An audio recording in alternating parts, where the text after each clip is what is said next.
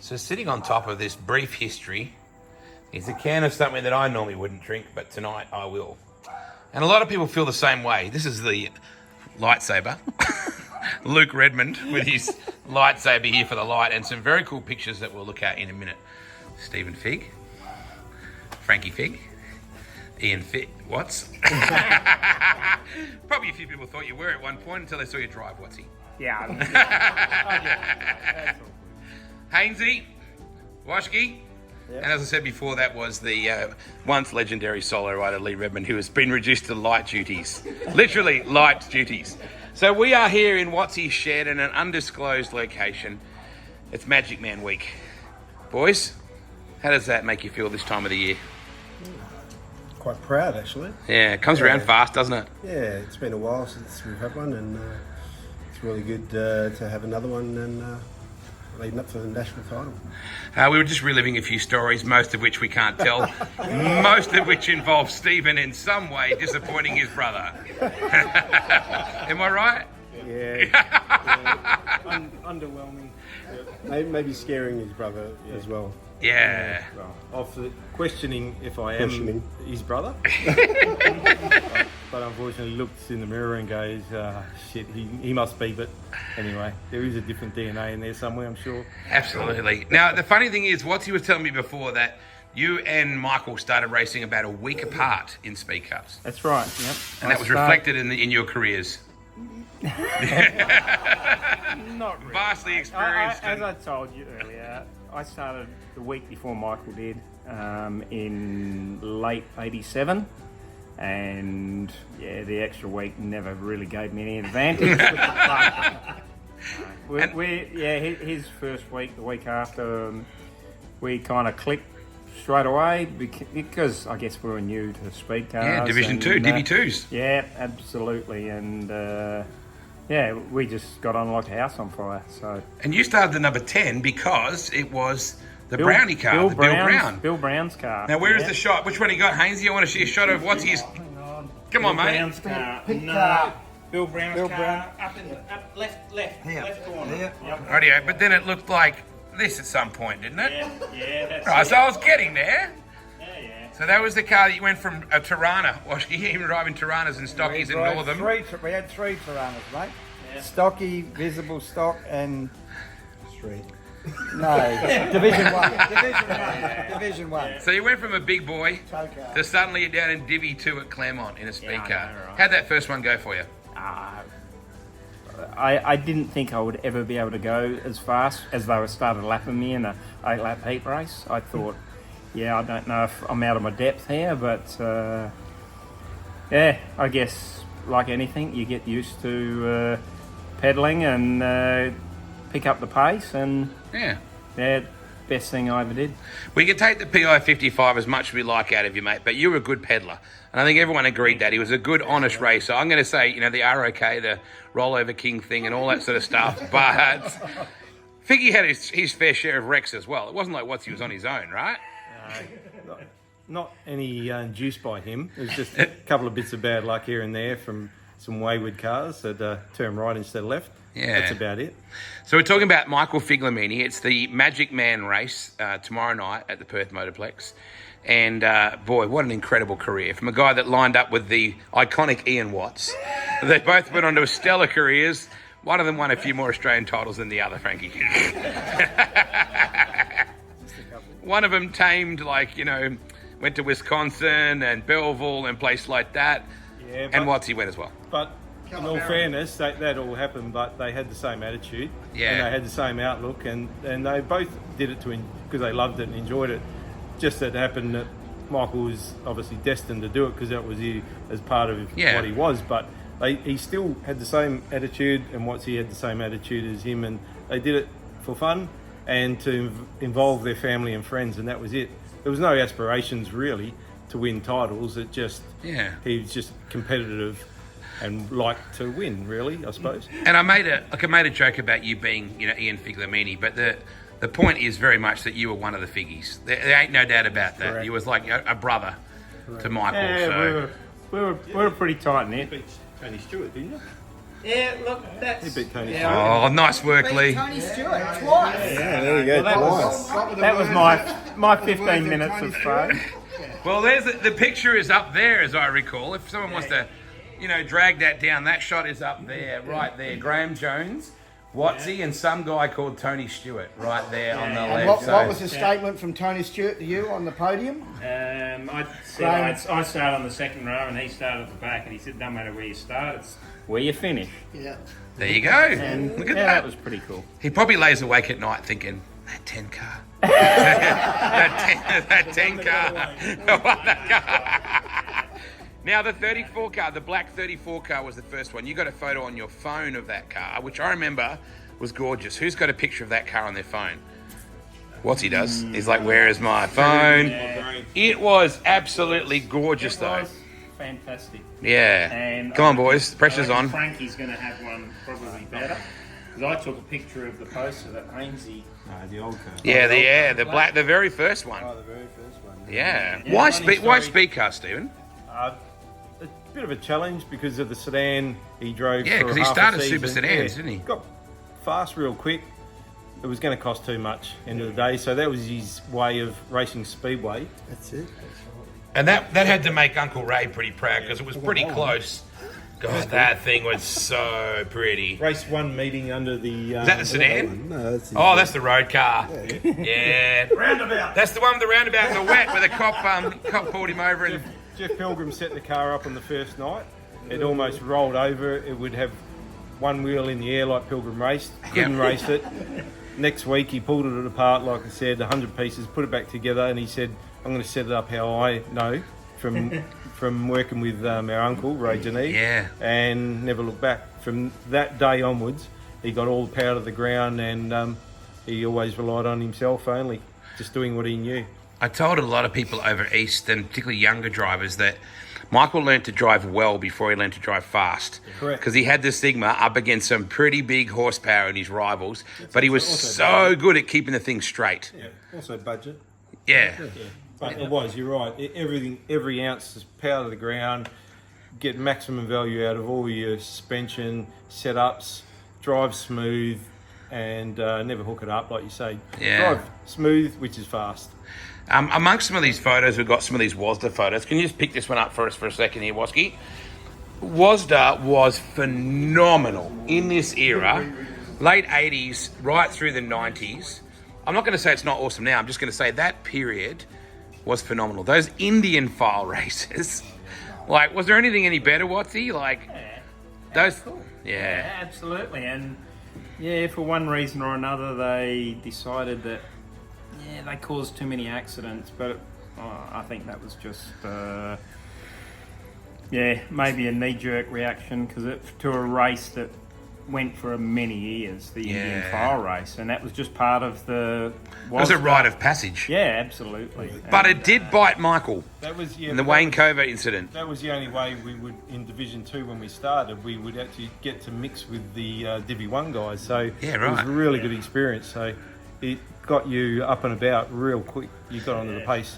So without them, I don't think we would have improved as quickly as we did. Yeah, right. Monster crash. Rode the right rear of Wayne Covert on the main straight and just unloaded. Ended up in hospital for some time. Broke, 9 flips. I think 5 or 7 vertebrae in his neck. In hospital for a long time. Actually got married with a... took the caster around his neck off.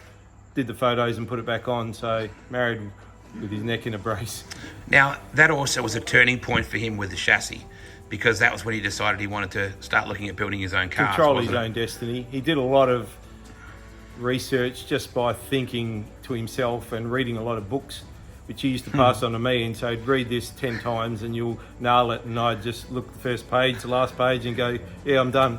And he'd go, all right, just do what I tell you to do. And but he learnt a lot by self-taught, experimenting, a lot of just watching stuff, and he'd just work out the geometries and all the balance and stuff, and practice that way, like use the heat races for practice and setups, and did that all year round. All our heat races were just learning on how to build a car, set up a car, and he said, I'll never drive anyone else's car because he wants something safe. So he built something really strong around the cage and light, so it'd collapse around him. But and that's getting ideas from NASCARs and all those sort of ideas. If you watch those guys crash, and so he used all that, built his own car, and so it was the Pilgrim car that Mike Sully drove, and it was the one that Pilgrim took back in the Australian title when he famously crashed with Bob Goddard when the throttle jammed wide open into Foul House. And then a guy called Steve McAvoy also came into his life and built that incredible Bandit car. And Mac will be watching this. Tremendously important in the Steve Brady career in compact speed cars as well. So, and I know Steve's a massive Michael Figliomeni fan. You guys were very stout in that car. It took him to another level because the first time we had a competitive motor, it wasn't still as good as, say, the top 10. Yeah. But once he got it, pulled it apart, rebuilt it, and then again used his own knowledge and experimenting and turned it into something which was a bit quicker, a bit more reliable, and just used that to develop himself, and only used that chassis for a year and then put his own chassis, used the motor in his own chassis, and then never looked back really. And that was the start too, Frankie, of the relationship with Joe Fontana, because you guys had a tremendous friendship with Joe Fontana. Great friendship. Yeah. He really helped. I think both parties helped each other in that relationship. Yeah, Joe had a great relationship with Australian speed car racing. I think really early he realised he had Terry Debbie King, the Dominator Engines number 6 car that Troy Jenkins drove, and there were so many people. I think Gary Dillon was actually the first guy that had Joe Fontana to support him as well. So he started to get into a really strong motor program finally, Watsy. And what were you doing at this point? That's the motor. Whoa! That is the motor. Well, it's a bare motor, obviously, but ready to be cleaned up and put back together. It's been sitting for 20 years. Wow. With new sleeves in it, but the previous owner, just didn't have funds, and I ended up buying it back because obviously I bought that Bandit car. Yep. Turned it into the Aquavital car. Yeah.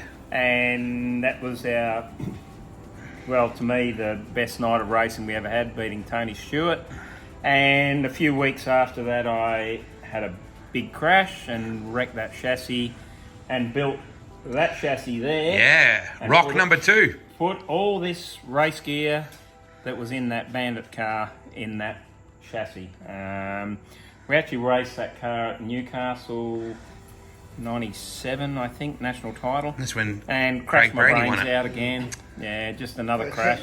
Rode. If I remember rightly, that's when Graham Standring was leading by so far and pulled out. Yeah. Craig Brady thought he was running second, and he actually won. Yes. Yeah. We were running behind him. We took a chance for the win, went up high, and we ended up running third because he's like, second is the first last. So we were like, you don't come in, and we hated coming in up first because it was just disappointing. And you were travelling a lot at that point too, like the AGP, the Sydney Showground event. You ran there. We actually had 2 cars running at the time. We'd been in New Zealand.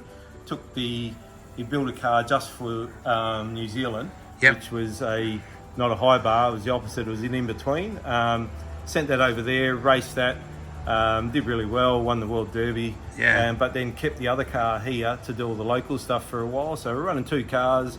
Joe at the time was supplying us motors, and we'd always had an extra one, a spare, and we did a lot of development, and we'd even sent, I think, one back because his head development wasn't quite up to scratch. We were getting more horsepower than Joe was out of his own cars, and so Michael worked with him on that and helped him, and went and drove for him over there a few times in Joe's car, and then we took Michael's car over minus a motor, and he worked in the shop and helped him develop his motors and got more out of him. It turned him into another level because we get another 30 horsepower more than Joe could. Now Americans can't say Van Gisbergen, and back then they couldn't say Figliomeni either. It's like, who is this guy from Australia? Fagalid? I don't think they still can. So we've advanced forward a few years in our tale, because in the middle of all this was this car that's sitting behind you right now under the blanket. Because when we look over here, I see this was 91, 92. Now this car was a head turner.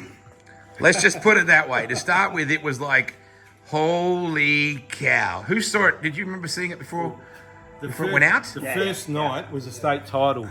So we just finished. I remember I was bending the all the bars up about 3 hours before we raced, bending them up, welding them up as we were putting it on the trailer. We got there pretty much as the first heat was going. It was a state title. It was the first meeting of the year that year.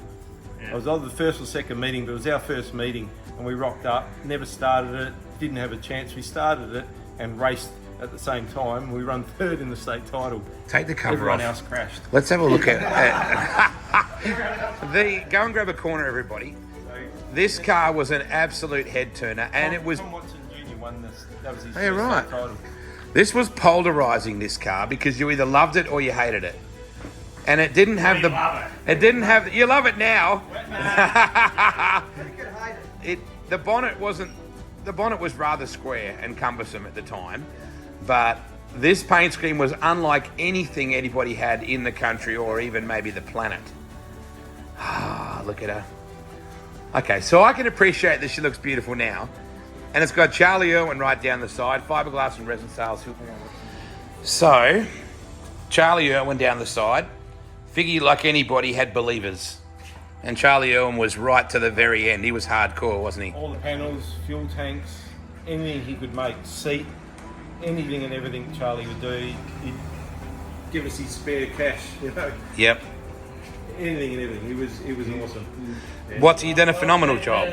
I was going to say the year that I built a chassis with Michael in his dad's workshop in Sarich Court at the same time. Off the same jig, we did a few things a little bit different, and Charlie Irwin supplied all the chrome moly for us, to both of us. Yeah, right. To build them cars. So Charlie Irwin was he just absolutely loved the sport. Loved, Yeah, he did. And put his hand in his pocket more than once for many competitors. So. I love the AJN race engine sticker down the side there as well, because the Nylander family obviously were very, very close, and yeah, definitely. absolutely. Everyone chipped in. Everyone did their bit. Yeah. What they could do. There's plenty of people that would help us and not want anything on the car, just donate anything. Whether it was money, product. At our work, we'd use a company called Leader Oils, and he had nothing to do with motorsport, and he used to supply all of our lasers and punches and stuff with oil. But we'd say, "Oh, you deal with oil. Do you want to get us some, Mobile or whatever?" Yep. So he'd go, "Yeah, okay." So just put it on the. It's the WOG laser Whaley, isn't from it? the oil. Yeah, so we'd hide it on one of the machines, or all those. Everyone chipped in and did their little bit. Let me go around the other side here for a second and check her out from the other side. Hey, Memphis. Yeah, look at that. What's he? Hey, hey boys, come around this side. How flash was the sign writing on the panel for the crew? I mean, that kind of sign writing is pretty next level. Well, who chose the font on that, do you think? And Ray and Rick, explain that combination there, please, and that the significance of family to you guys. Well, we only ever had family as crew. Ultimately, because Michael didn't trust anyone, because he just... It was true. There were a couple of close. Truth. Well, he did. He should have been the opposite. But if you weren't family, you were as close as family as you can get. Yeah. No, but and really, all he wanted to do it is so we could do it as a family unit. Yep. That was his main reason. He said, it's something we can do together. We'd all stopped our other sports, and so it was just something to do together and keep mum and dad and all of us together and out of trouble. And then so Ray and Rick were just evolved after we did it for a few years, and then everyone started to get busy. Yeah. So we dragged them into it, and obviously they were gurus as well. But they let Michael do his thing, and Ray, which must have killed him, would just listen to Michael and do what he wanted. But he believed in him though. Oh yeah, He knew that he was dealing with something different. They were invested as much or more than us, totally passionate, and we all had the same cause. We just wanted Michael to do well and have fun together. And after the races, we'd all hang out and have food and whatever. It was part of the fun was The culture. Yeah, it was more around the race. Yeah, the Hawaiian pizzas. You could be rolling down the highway and that little pizza oven was working while you were arriving down there. It was a big thing. The first guy we ever drafted into the crew that wasn't a family member, which was Rob. Oh, gee, Rob.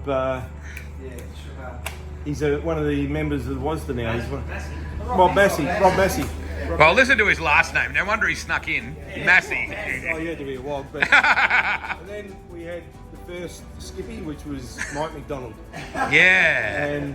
And again, Mike, it was a lovely bloke. Yeah. He was passionate about it. He just wanted to have fun, help along. He gelled really well with us, and really that was it. We just had, and obviously with Watsy and his crew, we were all really one big team anyway, because we did everything together. And on and off the track. And it was just a great life where we grew up together, really, and this is what we loved, and we were pretty good at it, luckily.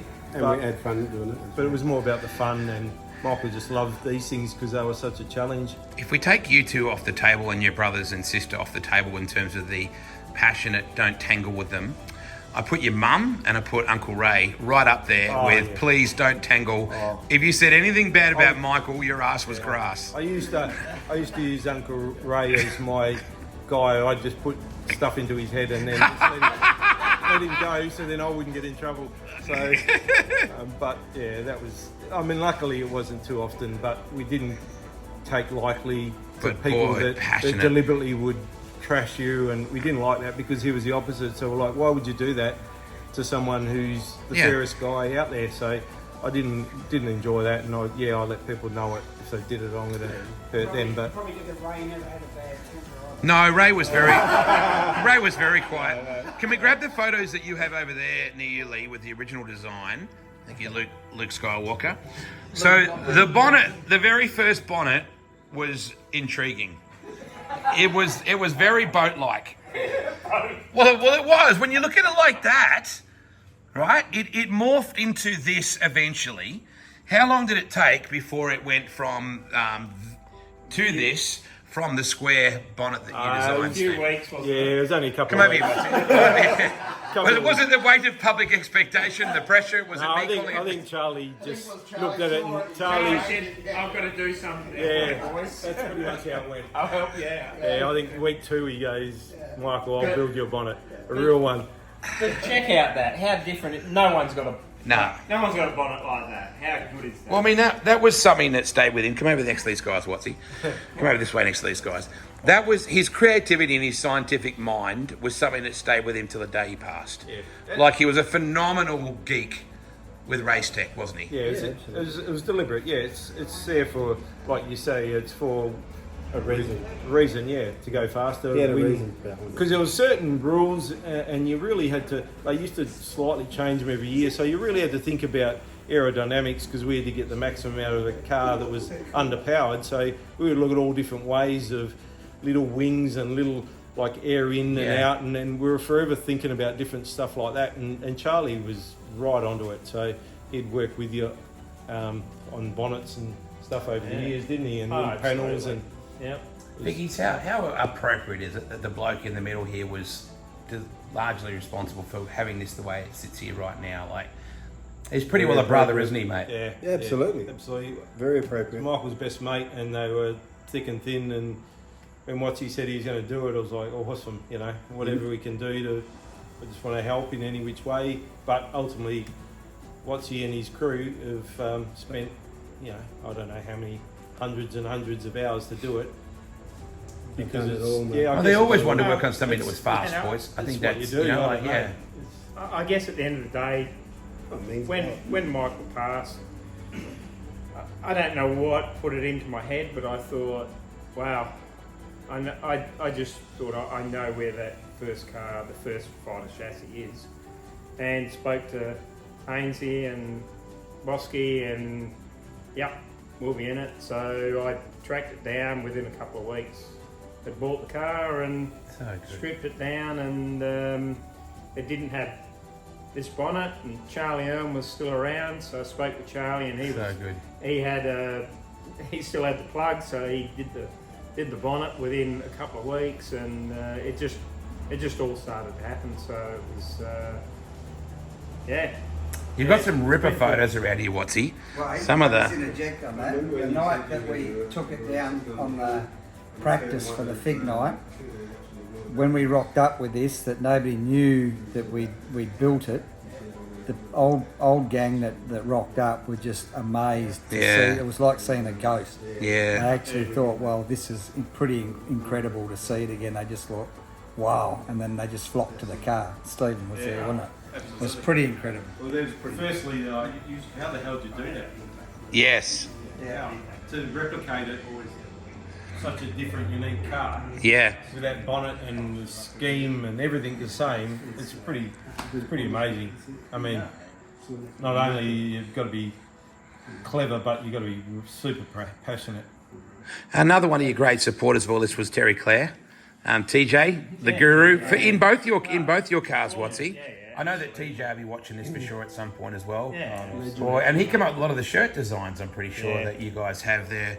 I loved them. It was so good. They were the best. I've never seen anything before or after as good as his. He's just so creative, but it was creative, but it was classy. It was just ticked all the boxes. I don't know. Yeah, it was just amazing. It pitifyed what we were. He could get, I guess it was like a cartoonist where he'd just look at someone and he'd come up with the right theme. Essence of it, Yeah, it's like he should have been doing the AFL Premiers cartoons. The back page of the Herald Sun. He could do that. He's a sort of creative guy, a genius, and used to love it. Look forward to it. I've still got his T-shirts that he did, and I just tucked them away. He did a sprint car one for us as well when we drove sprinters, and I just filed them away, and I'll keep them there forever. And I'm always scared that one day that they might get damaged or lost, so I don't even wear them. So good.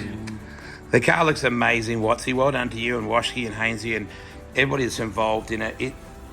It just brings back so many incredible memories. And when you look back at the stuff that's going on in a lot of these photos, just was a different world, it was a different time. Look at the old Michael Figliomeni sticker there. I remember he was as dark as 2 a.m. when I called it the Mr. Squiggle car. And he wasn't somebody I wanted to piss off. He was a very quiet person, but those hands and that handshake. Who taught him to give handshakes, by the way, while we're on that point? Now that's the stuff of legend, isn't it? For someone with incredible strength. I reckon it would have been our Uncle Ray because he was big on ethics. Yeah. And he as an apprentice, and Michael used to help him as soon as he could walk. When we were little kids, we'd go into our Uncle Ray's workshop and he was our hero. Yeah. Ray, and we used to just worship it and beg our mum to take us there every night when he worked on his race cars in the old days, before the freeway was even through Osmond Park. And Michael would be like his apprentice 10 years before he was a real apprentice, and he learned how to build a race car before he could even do anything else. And he used to be able to, like, he'd help Ray do stuff, and he just grew this real strength in his forearms. And he would what he would have seen, he would snip out the sculpts around a bit of chromoly tube where that would you would snap your forearm, or you can't do it. And he'd do it, and I'd be like, holy shit. And he'd squeeze those balls and all those little things you do in motocross, because that motocross was a thing that Lee would appreciate and you used to have to do, so you would never get arm pumped. So it was part of being fit. So although you can't grip a wheel hard, but he could race 200 laps and not even be tired. But where I'm going with this, because he had incredible strength, but he had the softest handshake. Yeah. Like, he literally was such a gentle person. For someone who was so, like, he had the gun show that Frankie's rolling these days, but he was very soft, like very softly spoken, very shy, very unassuming, very uncomfortable with media. Like, he just wanted to go and do, it was a lot like you, Frankie, really. Very, very quiet. Yeah, absolutely. Can we grab that can that's over there for a second, please, Leroy? And everyone grab our cans for a second. Come over here, everybody. Watsy, keep me on the side. Just going back, when I was with Michael building these cars... Come over here, boys. A bit closer. He was obviously building his. Yep. I was building mine. And I would go to the workshop, get there, I'd leave work, go down there, he'd be there. We'd probably say 4 or 5 words to each other. Yeah. And that was it. And we'd just knuckle down and be grinding, cutting, whatever. But And have the best time. it was awesome because we were doing what we love doing. So he didn't have to do any grinding because he cut his right the first time. Wow, isn't it good to have crew around? Lee, you can grab mine if you can. You know that road when you go on the Nullarbor, and it's got that sign that says longest straight section Yes. in the world. 90 miles. Yes. Yeah, what is it? 188. 90 miles straight. Yeah, No, I've gone. I reckon an hour before that, we saw the sign. Michael said, "See the sign," and that was it. And then for the next, I reckon, 4 hours, we said that was the only words he said. And I was going mental because I'm all hyped up and I want to do stuff. And he just sat there for about 4 hours driving, didn't say a word. So I thought, fuck this. So he drove half the way from. I was on World Series over Warrnambool. He drove half the way back to Perth without stopping. And I was just keeping him company, and because he wasn't talking, I thought, I'm going to lose it. So I drank 23 cans of Bundy, and he said 4 words the whole time. And he just said, run out. Cracker Southern Comfort, everybody, because that was his thing. That was his thing. Absolutely. And, to be honest, his thing, but he didn't drink a lot. No, I was going to say that was his brother's job most of the time. When he did, he had fun. Yeah. Here's to Figgy. And you know what? And Mrs. Fig too. Yeah. And Uncle Ray. Oh my God. We're going to be here for hours. Cheers. Cheers. Cheers. Oh, how do you drink that shit? And Michael, it still doesn't taste any better. No. You'd only ever have one, maybe 2, and that's it. And a VB, you'd have 1 or 2, and that was it. Visitor's beer. I drink more in one weekend than he drinks in 20 years. But we used to train 5 days a week. Yeah. We'd finish work and then we'd just train for an hour and a half every single day for probably 15 years non-stop. What's he does that? Yeah, I was going to say, what's he went to the gym? Jim Beam? That's right. Jim Beam. Yeah, exactly right. I know Jim. He was. Car looks mint.